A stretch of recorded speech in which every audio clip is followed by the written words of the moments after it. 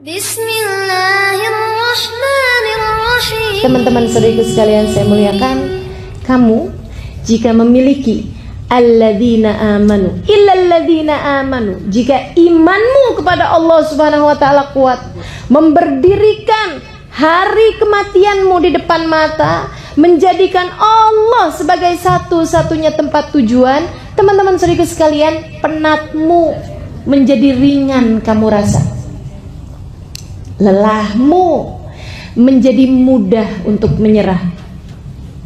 Lelahnya yang nyerah, bukan kitanya yang nyerah sama lelah, tapi lelahnya yang nyerah. Wah, ini gak bisa digangguin nih, gak bisa digangguin sama lelah. Setannya nyerah, nih kayaknya gak bisa digodain sama capek nih. Dia gak mudah lelah, teman-teman sekalian, karena mereka menjadikan hidupnya lillah. Kamu tidak akan mudah lelah kalau kamu jadikan hidupmu lillah. Jadikan hidup untuk Allah SWT. Nyari ridhonya Allah. Teman-teman saudariku sekalian saya muliakan, kata Nabi Muhammad SAW, tidaklah seseorang merasa lebih rugi dibandingkan dari waktu-waktu yang terlewat di atas muka bumi ini tanpa mendekatkan dirinya kepada Allah. Artinya bahwa hal yang paling akan kita sesali nanti di hari akhirat adalah kalau kita tidak berlelah-lelah di atas muka bumi ini untuk menjadikan hidup kita buat Allah Subhanahu wa taala. Tapi kalau kamu buat hidupmu di atas muka bumi ini, apapun yang kita punya buat Allah Subhanahu wa taala, insya Allah kita nggak akan nyesel nantinya di hari akhir. Jadi nggak apa-apa, teman-teman sekalian, berlelah-lelahlah biar kita nggak nyesel nanti di akhirat. Nggak apa-apa, harus ada capek-capeknya hidup di dunia, gitu ya, biar nanti di hari akhirat kita nggak dicapekkan dengan hisab, dengan azab, dengan neraka, dengan segala kegaduhan-kegaduhan di hari akhirat nanti. Teman-teman sekalian, yuk kita berbuat di dunia ini agar nanti di dalam kuburan kita sungguh-sungguh dapat beristirahat dengan tenang. Amin ya rabbal alamin. Saudara sekalian saya muliakan, illal ladzina amanu, kecuali orang-orang yang beriman. Nah, untuk urusan beriman nih, teman-teman sekalian, seenggaknya kamu mesti punya 3 poin. Apa aja itu? Yang pertama, kalau nggak pengen lelah nih ya, hidup di dunia ini lelahnya jadi nggak terasa gitu.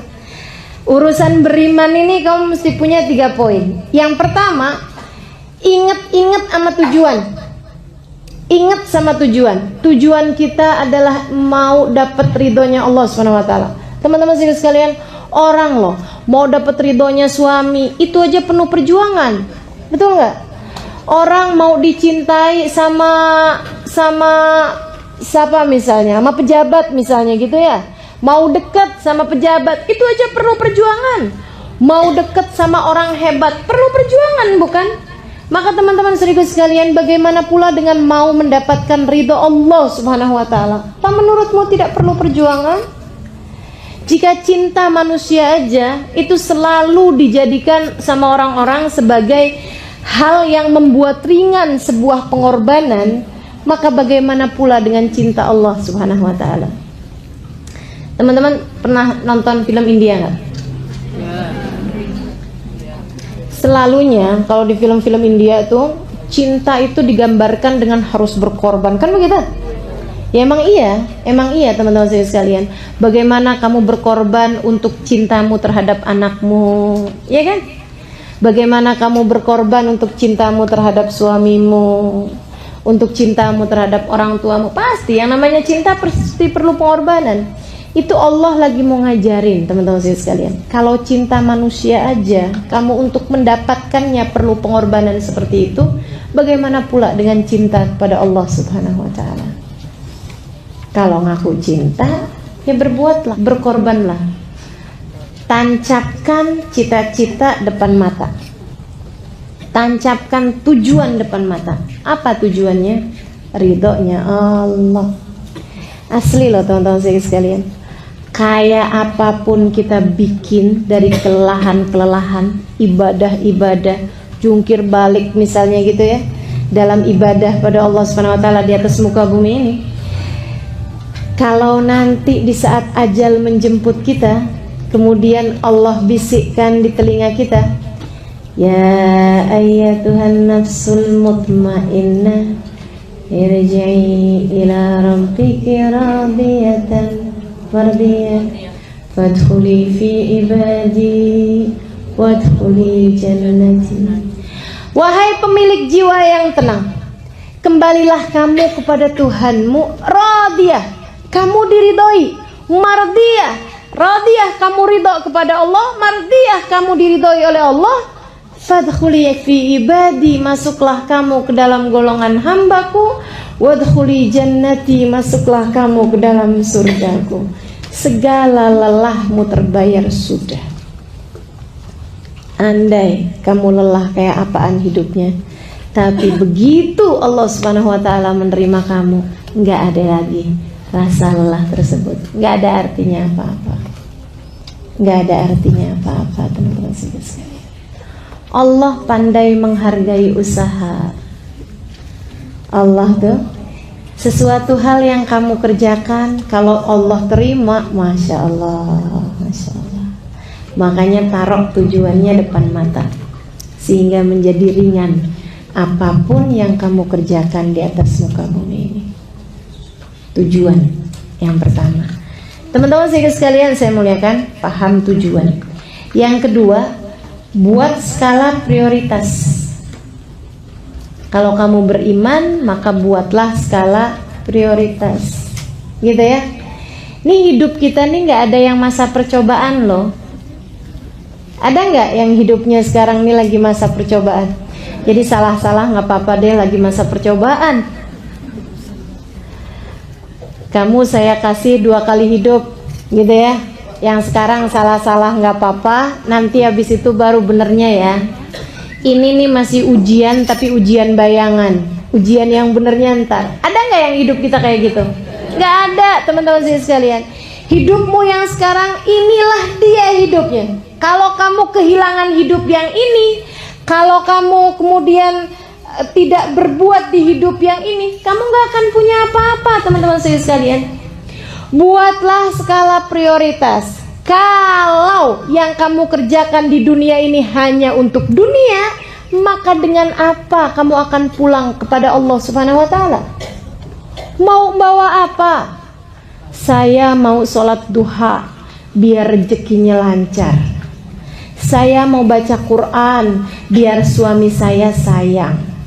Saya mau tahajud biar anak dapat kerjaan yang bagus, biar anak bisa sekolah yang bagus, biar anak cepet dapat jodoh. Misal gitu.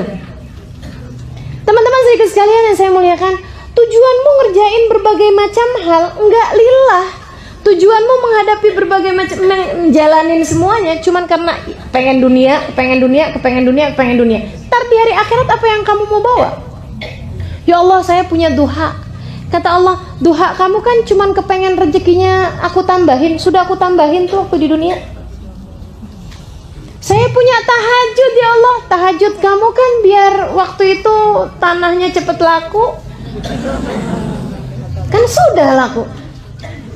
Saya punya Quran ya Allah. Kamu waktu baca Al-Quran itu kan kepengen disayang sama suami. Sudah aku beri waktu di dunia. Sekarang dengan apa kamu menghadapku? Jadi nggak punya apa-apa teman-teman sekalian. Makanya difahami makna prioritas dalam hidup. Allah dulu. Man wajadallah famalladhi yafqiduh.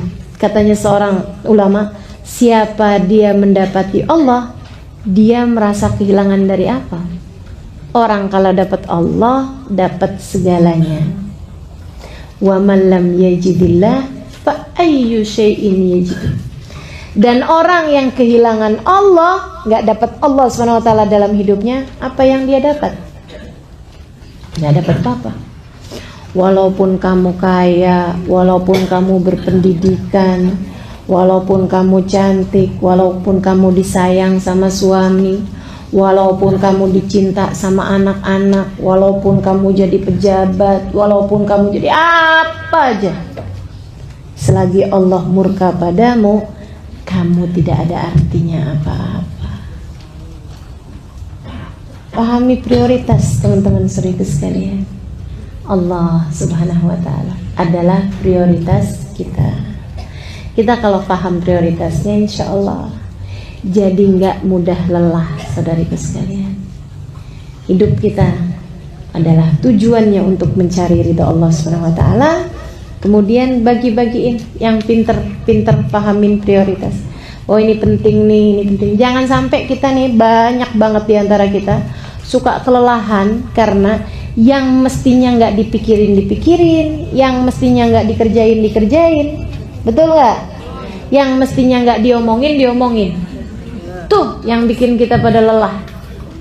Yang mestinya nggak dikerjain. Waduh, dikerjain semua ya. Padahal nggak penting-penting amat gitu, nggak perlu-perlu amat.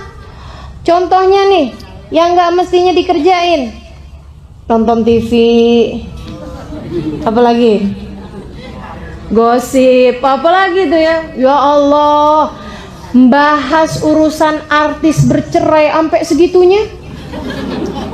Padahal dari perceraiannya artis itu dia nggak dapat apa-apa juga. Gono gini nggak dapet, tetangga bukan, kenal enggak, dibahas. Ya Allah, mau-maunya gitu. Masya Allah, capek akhirnya. Karena yang nggak mesti dikerjain kamu kerjain, yang nggak mesti diomongin kamu omongin.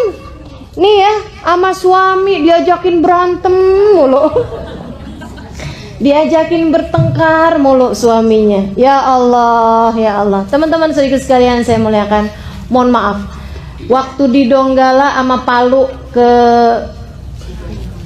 kena gempa, kena tsunami itu ya, begitu hanya beberapa detik, hanya beberapa menit, kemudian rusak semuanya, hilang, bahkan ada satu kampung hilang ya, itu ya. Saudaraku sekalian yang saya muliakan, kebayang nggak di antara rumah-rumah itu tuh yang kemudian temboknya rusak, yang kemudian rumahnya ambruk, yang kemudian dindingnya rubuh dan lain sebagainya. Kira-kira kebayang ya, kira-kira ada nggak gitu waktu mikirin mau ngecat warna apa, suami sama istri pakai berantem dulu? Ada nggak kira-kira? Ada pasti. Sama kita. Kita tuh mau nentuin warnanya dinding aja lo pakai berantem.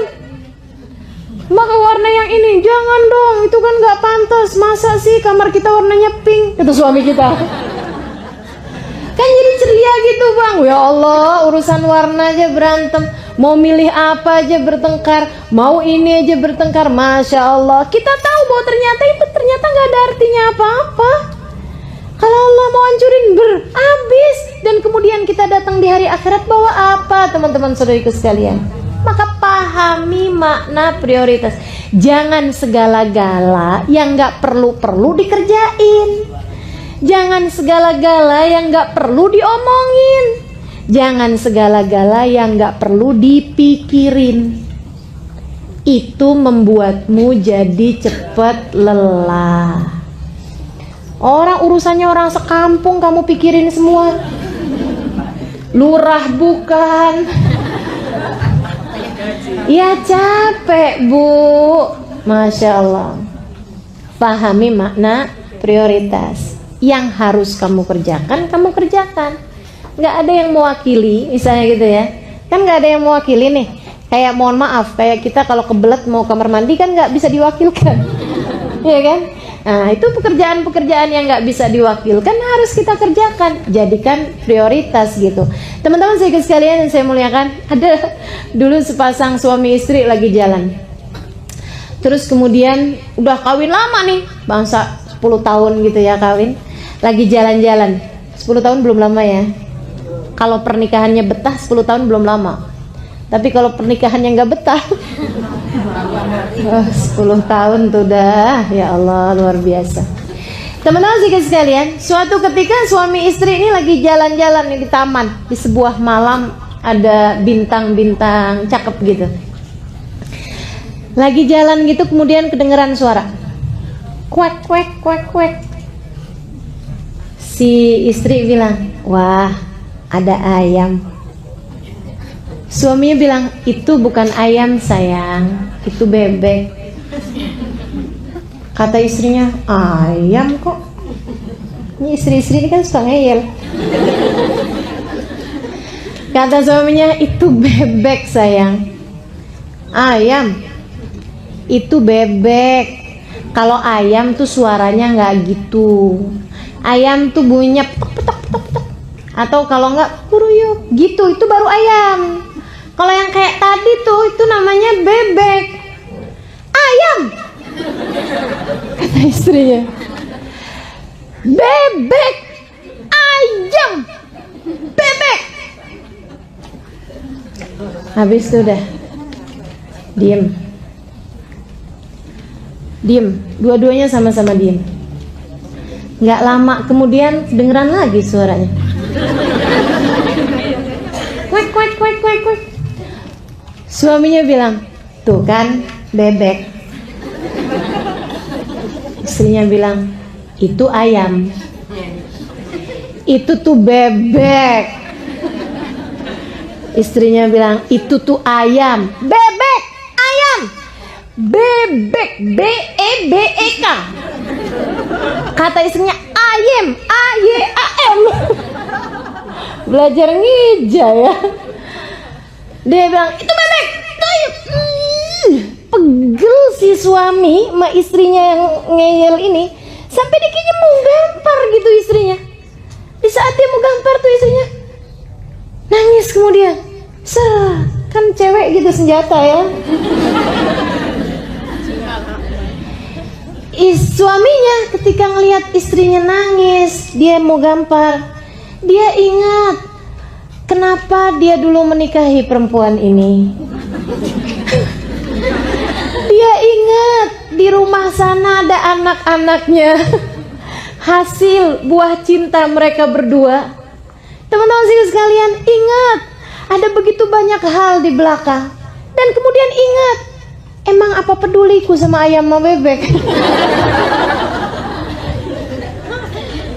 Akhirnya suaminya kemudian turunin tangannya sambil bilang, ya betul sayang, itu adalah ayam. Mari kita jalan.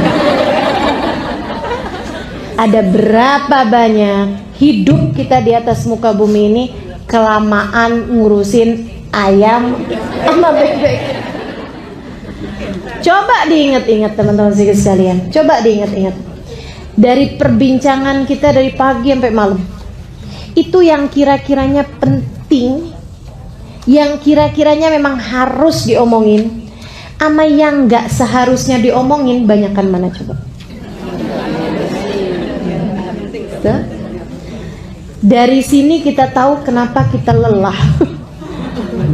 Kebanyakan ngomongin yang gak perlu diomongin. Kebanyakan ngurusin yang gak perlu diurusin. Kebanyakan mikirin yang gak perlu dipikirin. Teman-teman saudaraku sekalian, berhentilah melakukan itu. Pahami makna prioritas dalam hidupmu, insya Allah kamu tidak akan mudah lelah. Dan prioritasmu yang nomor satu sebagai hamba Allah, sebagai umat Rasulullah nomor duanya. Yang ketiganya masing-masing dari kita liatin deh. Ada yang sebagai ibu, ada yang sebagai istri, kan begitu ya? Nah itu prioritas kita tuh. Pekerjaan yang gak bisa diwakilkan oleh orang lain, itu yang seharusnya menjadi prioritasmu, kewajibanmu, gitu. Teman-teman saudaraku sekalian saya muliakan, pahami makna prioritas itu. Tancapkan dalam hati mana yang tidak akan kamu tinggalkan dari urusan-urusan kamu sebagai hamba Allah, gitu ya. Masa jadi hambanya Allah umur 40 tahun hataman Quran sekali aja belum pernah? Masa jadi hambanya Allah dalam setahun gak ada hatam sekalipun Al-Qurannya? Masa sebagai hamba Allah SWT Sampai umur segini nggak pernah tahu nikmatnya tahajud, nggak pernah bisa istiqomah ngerjain sunnah. Teman-teman saudariku sekalian, hidup yang mana yang akan kemudian kau bawa menuju akhirat nanti? Jika kemudian hidupmu yang sekarang selalu kamu gunakan hanya untuk melakukan yang tidak sebenarnya kamu perlukan. Agar hidupmu tidak lelah, fahami skala prioritas. Mesti cari tahu yang mana yang prioritas dalam hidup kita. Gitu teman-teman sekalian. Nah, buat pahami makna prioritas ini, kamu mesti ngerjain yang ketiganya. Ya, manajemen waktunya tuh mesti diatur teman-teman sekalian. Manajemen waktunya mesti diatur.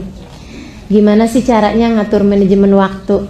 Nih ya, ada dulu seorang dosen mau ngajarin manajemen waktu sama mahasiswa-mahasiswinya. Dia bawa di kelas itu batu, kerikil, pasir, air. Dia kemudian menuhi satu ember itu, dipenuhin semuanya sama air. Ketika kemudian semua ember itu isinya dipenuhi dengan air, bisa nggak muat pasir? Nggak bisa muat kan? Bisa nggak kerikil dimasukin di situ? Udah penuh, nggak bisa. Tumpah airnya. Bisa nggak masukin apalagi batu? Nggak bisa. Kalau misalnya di ember itu dimasukinnya pasir, habis dimasukin pasir penuh, bisa nggak dimasukin air? Bisa. Tapi bisa nggak dimasukin kerikil?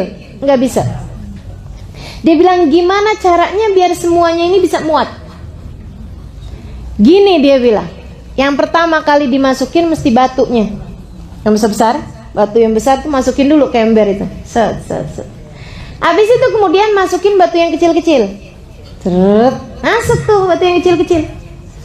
Selah-selahnya kemudian masukin pasir. Habis itu kemudian masukin air. Semuanya bisa masuk ke situ. Ini waktu kita tuh kayak gitu, teman-teman sekalian. Tuh ember, tuh waktu yang Allah Subhanahu Wa Taala siapkan modal bagi kita. Yang batu-batu itu, teman-teman saudariku sekalian, kewajibanmu kepada Allah, kewajibanmu sebagai hambanya Allah, kewajibanmu sebagai siapapun dirimu di atas muka bumi ini. Wajib makan, kan begitu ya? Iya kan? Nggak bisa diwakilin. Bisa nggak diwakilin? Tolong dong kamu makannya banyakan ya, saya belum sarapan soalnya. Gak bisa, teman-teman sekalian. Makanya itu jadi prioritas gitu. Harus sholat, kita hamba Allah kok, kan begitu ya. Jangan sampai gara-gara urusan-urusan yang lain sholat sampai gak keburu. Ini kamu gak paham makna prioritas namanya. Begitu kan ya. Sebagai seorang istri misalnya, ada kewajiban kita terhadap suami yang harus kita laksanakan, gak bisa diwakilin orang lain. Mohon maaf, urusan tempat tidur nggak bisa kita wakilin orang lain, kan gitu ya. Bang, saya lagi capek nih, sama yang lain aja ya. Ya, nggak kena gitu. Nah, itu prioritas namanya teman-teman saudara sekalian. Masukkan itu sebagai batu-batu besar dalam kehidupan kita, dalam ember waktu kita ini. Masukkan yang nggak bisa diwakilkan sama orang lain sebagai batu-batu besarnya. Habis gitu kemudian masukkan yang batu-batu kerikil-kerikilnya, keperluan kita, kebutuhan kita, meskipun itu adalah sesuatu hal yang gak wajib tapi sunnah, gitu ya. Perkara-perkara yang sunnah-sunnah, kita mau sholatnya dengan berjamaah, kan gitu. Kita mau pakai tambahan, ada duha di waktu pagi, ada witir di waktu malam, kan gitu. Nah, itu jadikan sebagai batu-batu kerikil, teman-teman saudara sekalian, yang bisa nyelip-nyelip di antara batu-batu yang besar-besar tersebut. Nggak bisa juga kita kerjakan yang sunnah tapi yang fardu ditinggalkan, ya gitu ya. Sepanjang malam tahajud, giliran jam 3:30 malah ngantuk, pagi-pagi bangun subuhnya bablas. Itu kayak orang masukin kerikil, ninggalin batu. Jadi mesti yang ini juga mesti dikerjain gitu.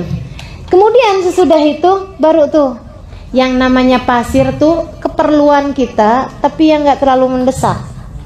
Teman-teman saudaraku sekalian, pasirnya masih bisa diwakil-wakilin sama orang lain, biarin dia nyelip-nyelip aja, gitu kan ya?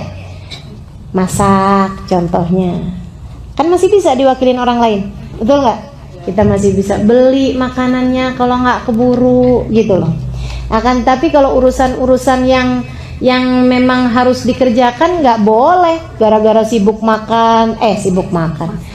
masak sampai kemudian nggak duha, itu kan sayang gitu ya.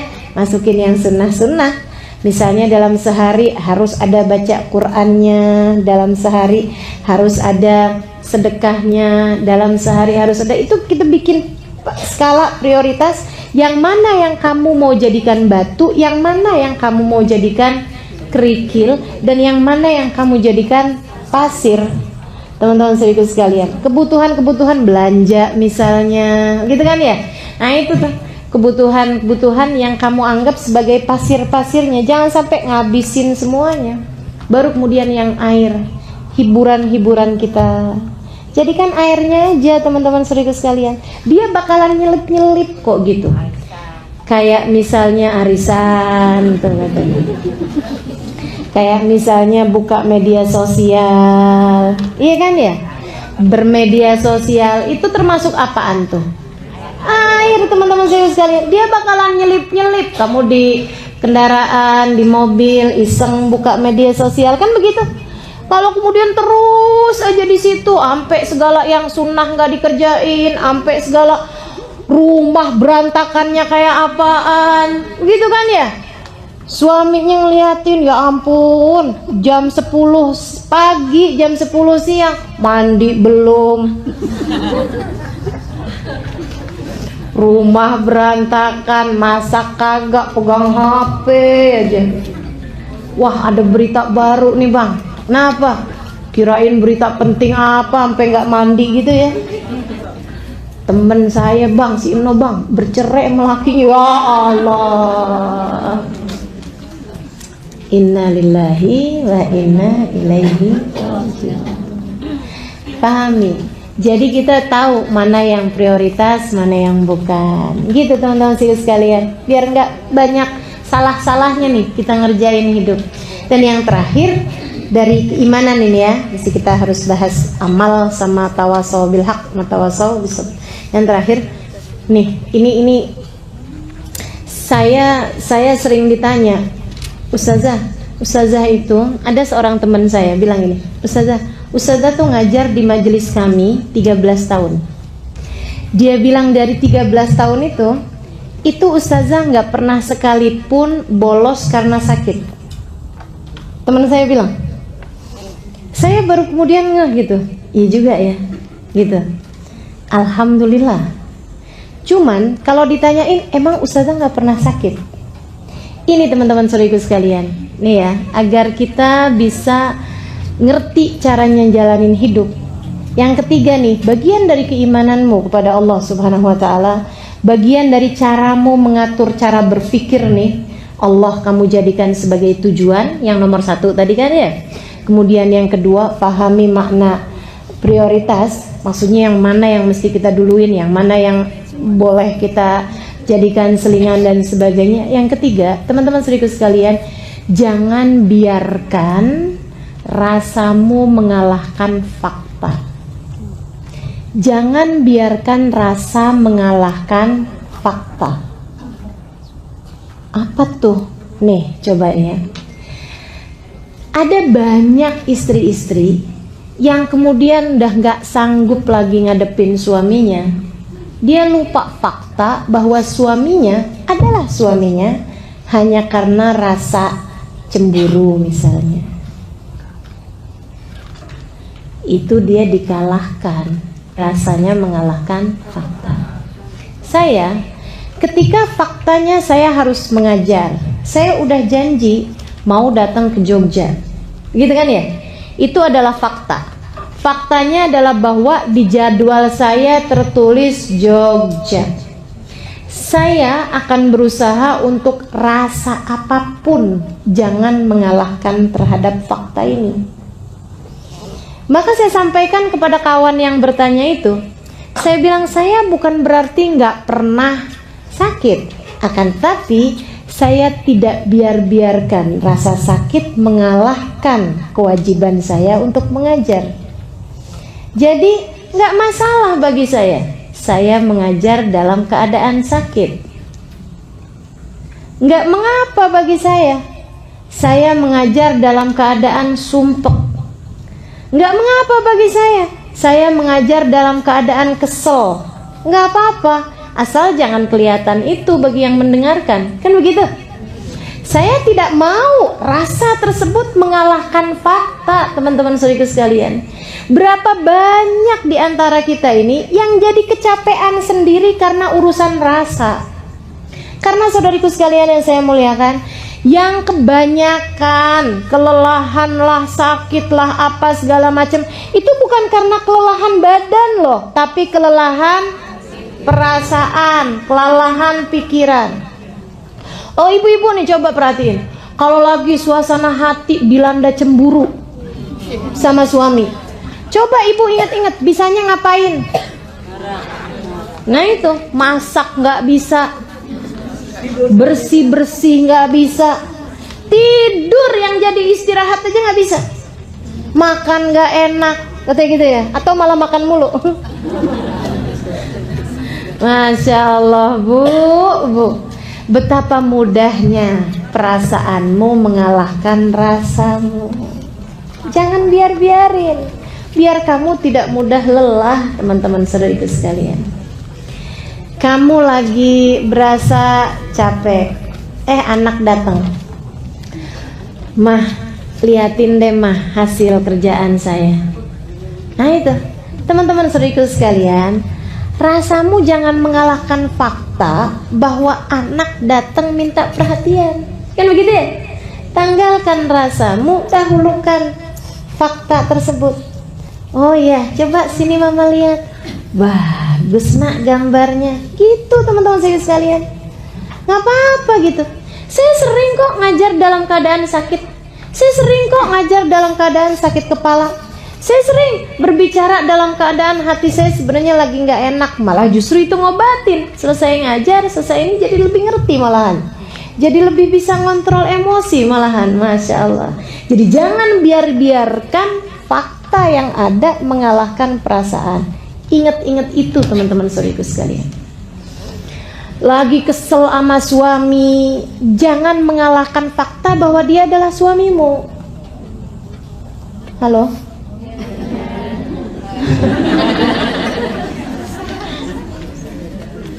Rasa itu bisa dihilangin, fakta nggak bisa dihilangin. Fakta nggak bisa dihilangin. Maka jangan pernah biarkan yang perasaan itu mengalahkan fakta. Nih ya, ada orang marah-marahin kita, itu fakta. Tapi kamu jawabnya itu rasa kamu. Kamu nanggepinnya itu adalah rasa kamu. Dan rasa itu masih bisa kamu ganti-ganti. Tinggal terserah kamu aja mau dirasain apaan. Ada orang ngata-ngatain gitu ya. Ada seorang ngata-ngatain ulama nih ibu-ibu teman-teman saya sekalian. Dasar anjing kamu. Mohon maaf nih ya, saya harus sebutkan. Dibilang dasar anjing kamu. Ini fakta. Kan gitu ya. Ada orang marah-marah sama kita. Ini fakta teman-teman saya sekalian. Namun bagaimana kamu menanggapinya, ini adalah rasa. Saudariku sekalian yang saya muliakan, si ulama ini ketika dibilangin dasar anjing kamu, beliau kemudian liatin nih, bagaimana dia fakta tidak mau mengalahkan rasa. Maksudnya jangan sampai perasaan mengalahkan faktanya gitu. Beliau kemudian bilang begini nih, makasih ya atas pujiannya. Gimana sih, saya nggak lagi muji kamu kok. Oh, saya dengarnya sebagai pujian, itu kan terserah saya mau nanggepinnya dengan rasa apa. Dia bilang sebab saya lihat nggak ada binatang lebih menyenangkan majikannya daripada anjing. Saya berharap andai saya menjadi anjing bagi majikan saya, Allah Subhanahu wa Ta'ala. Gitu teman-teman sekalian. Nih sekarang saya tahu rasanya adalah gerah. Jangan sampai itu mengalahkan fakta. Apa faktanya? Faktanya kita perlu konsentrasi mendengarkan kajian. Ini fakta. Faktanya kita sedang berada di majelis ini mendengarkan kajian. Ini fakta. Jangan sampai kita kemudian dikalahkan sama rasa gerah. Kipas-kipasan nggak apa-apa, tapi jangan sampai ada yang memutuskan, aduh nggak kuat dah saya. Aduh, saya mau keluar aja dah. Gitu ya, teman-teman sekalian saya muliakan. Kalau bicara tentang rasa, antara duduk diam mendengarkan dalam keadaan gerah dengan duduk sambil berbicara, kira-kira gerahan siapa? Jangan biarkan rasa mengalahkan untuk membuatmu tidak lelah. Berpikirnya seperti itu teman-teman saudaraku sekalian. Biar banyak benernya kita dalam hidup nih, ya. Baik, saudaraku sekalian saya muliakan, illal ladzina amanu. Iman kepada Allah Subhanahu wa taala, jangan pernah mengalahkan perasaan-perasaanmu. Berpikir tentang tujuan, jangan sampai kamu mau dikalahkan dengan keadaan apapun. Fahami yang mana yang prioritas dalam hidup sebagai penghambaanmu kepada Allah Subhanahu wa taala, teman-teman sekalian. Itu. Kemudian yang kedua, katanya Allah Subhanahu wa taala dalam Al-Qur'an, wa amilus solihat. Orang yang hidupnya tidak sia-sia, orang yang hidupnya bermakna adalah mereka-mereka yang selalu amilus solihat. Kerjakan kebaikan. Kerjakan kebaikan, baik kebaikan antaramu dengan Allah Subhanahu wa taala ataupun kebaikan dengan antaramu dengan sesama manusia, teman-teman sekalian. Kerjakan kebaikan untuk dirimu sendiri. Kerjakan kebaikan untuk dirimu sendiri. Kerjakan kebaikan yang menjadi jalanmu dengan Allah Subhanahu wa taala. Kerjakan kebaikan. Hidup ini pokoknya amilus solihat tuh jangan pernah jauh-jauh. Sebab beriman doang tanpa amilus solihat nggak ada artinya apa-apa, teman-teman sekalian. Selalu aja kalau kita liatin, pasti tuh antara iman sama amal baik tuh pasti nyambung. Selalu aja gitu. Lalladzina amanu wa amilus solihat. Lalladzina amanu wa amilus solihat. Kayaknya Allah lagi mau bilang bahwa kamu iman doang tapi nggak mau kerja, nggak ada artinya apa-apa juga. Gitu. Jadi kalau kamu mau hidupnya menjadi bermakna, ini jangan pernah jauh-jauh dari amilus solihat. Berbuat kebaikan. Berbuat kebaikan dibagi dua, teman-teman sekalian. Kerjakan yang disuruh, sama yang kedua tinggalkan yang dilarang. Gitu. Tinggalin yang dilarang. Allah nggak bolehin, ya udah tinggalin. Allah nggak bolehin hutang riba. Jangan mau berhutang. Berhutang riba, tinggalin. Abisnya gimana ya ustazah kalau nggak kayak gitu? Nanti kita nggak dapat utangan, gitu.